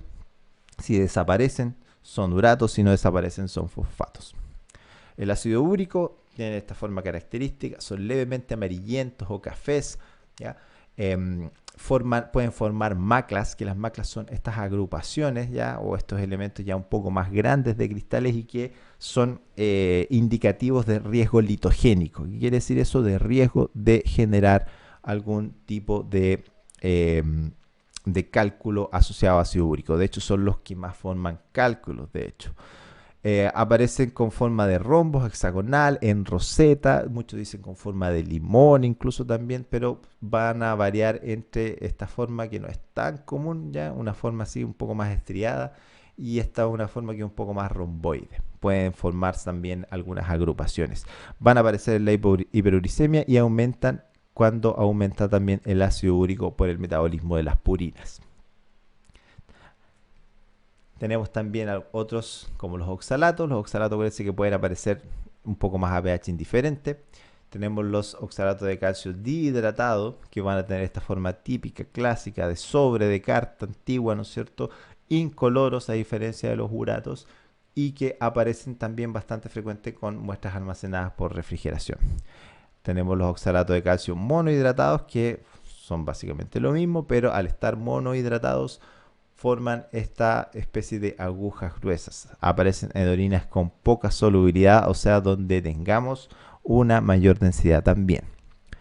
Otros cristales, ya estos son cristales patológicos, cristal de cistina, que son incoloros, tienen esta forma hexagonal bien típica que indican cistinuria, una enfermedad, un error innato del metabolismo que impide el transporte de aminoácidos de carga positiva a nivel tubular, y la tirosina, que tiene esta forma de agujas oscuras, pequeñas, ya esto está visto a 40X, bastante más pequeñas que otro tipo de cristales que pueden formarse con esta misma conformación. Fíjense que aparecen espinas, no tienen esos bordes regulares que tienen otro tipo de cristales como los cristales de carbonato, ¿ya? Y se pueden observar en caso de tirosinemia, donde aumenta la concentración de tirosina también por errores innatos del metabolismo. Cristales de bilirrubina, ya tienen esta forma también más café, como que tienen proyecciones también con agujas delgadas, aparecen con aumento de la bilirrubina obviamente, y en algunos casos también podemos encontrar cristales de colesterol que tienen esta forma como vidrio quebrado, como un poco más cuadrado. Fíjense que tienen bordes bastante más definidos a diferencia de otros cristales. Existen varios otros cristales, existen muchos cristales de hecho, y toman bastantes más formas, ¿sí? Pero para no extenderme más, dejo esta clase hasta acá. Algunos de los otros cristales también los vamos a ver en forma de un atlas que ustedes van a tener que generar, ¿no es cierto?, con imágenes que nosotros les vamos a dejar. Y también van a encontrar más información respecto a los cristales en el manual de laboratorio. Así que con esto yo me despido. Les doy las gracias por asistir a esta clase y nos vemos en la